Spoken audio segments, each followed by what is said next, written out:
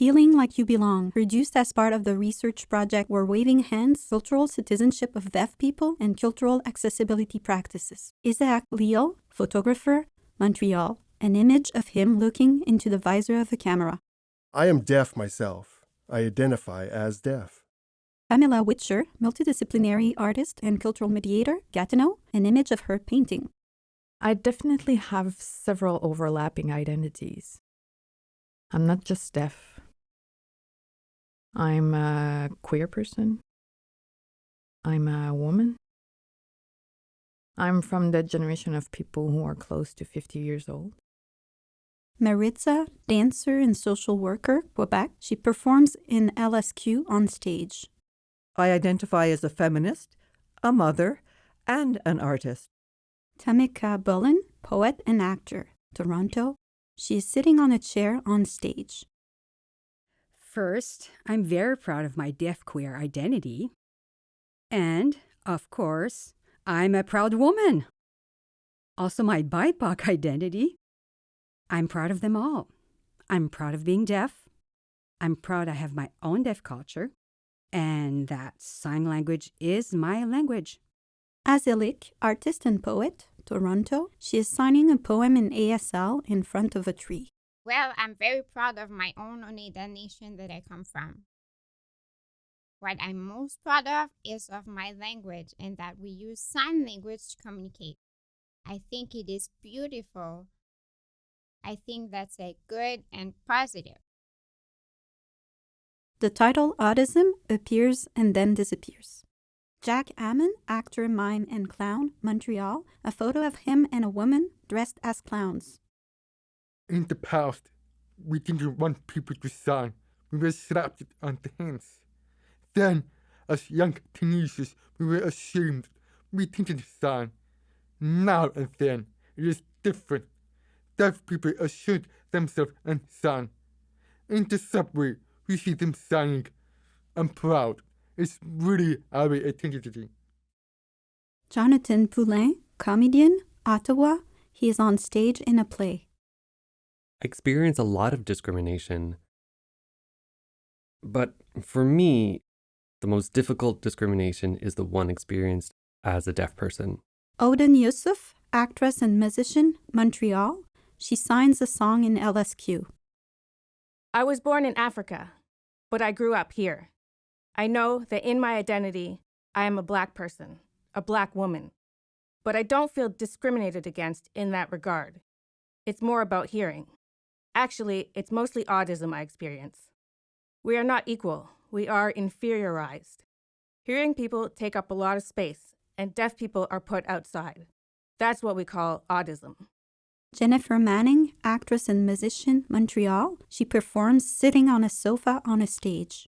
Yes and no. It depends on the context. If I feel like I belong in society, for sure the deaf world and the hearing world are two worlds. Sometimes there's a bridge, but sometimes it's broken, and we're caught waiting on the other side.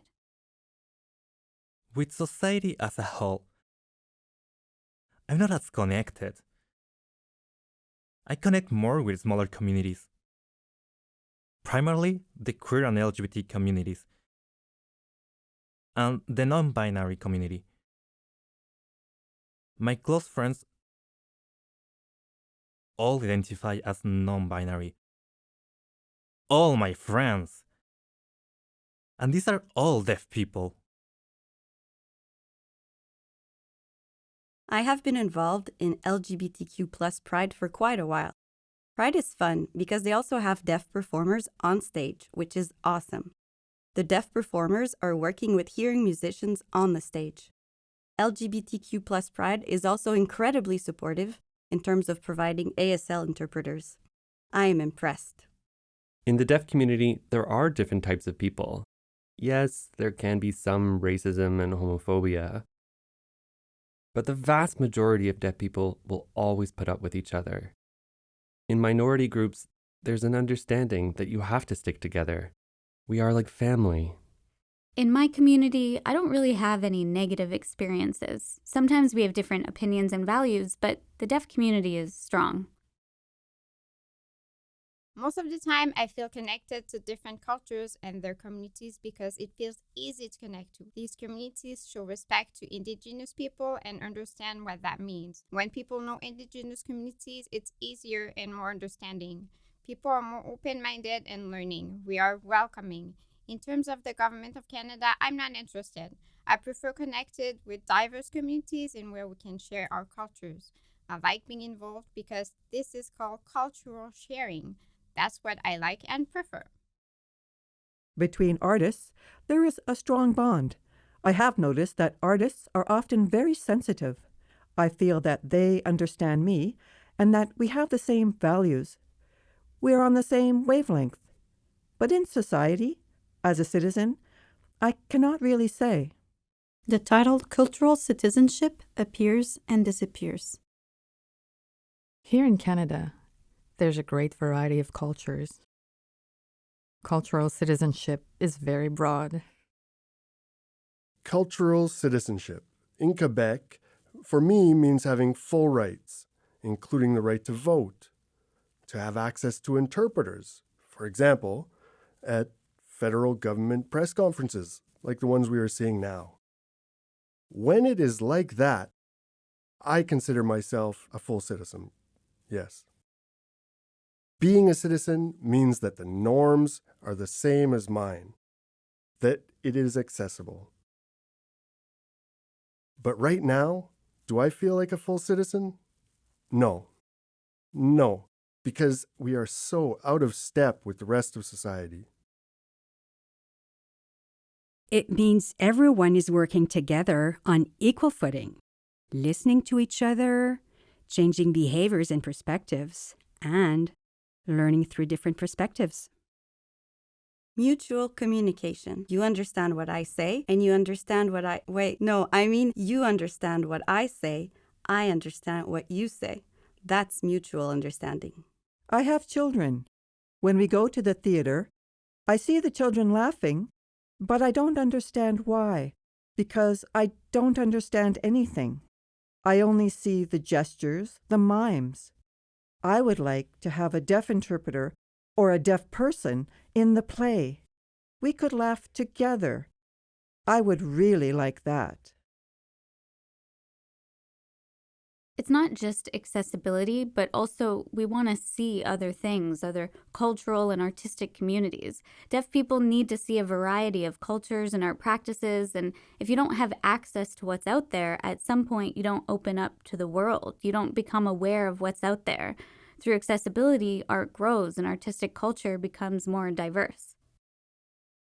The title And for the Future appears and then disappears. To be honest, if we want to be truly equal, we need to move past the separation of hearing culture and deaf culture because that shows conflict. We speak as if they're two separate groups when really we are the same. We are all people. The only difference is that hearing people speak English and I use ASL and LSQ. That's all. There are many commonalities in our cultures, so just envision a shared culture. I would like the videos to be accessible in sign language, in museums, in theaters, and in festivals, etc. For deaf people who want to go places. I would like to see this before I die of old age. You know, I am an actress. So I admit, I want to see more deaf actors and actresses on the stage. My dream would be that one day someone would write or inform us on the news once a week with a focus on deaf or disabled artists.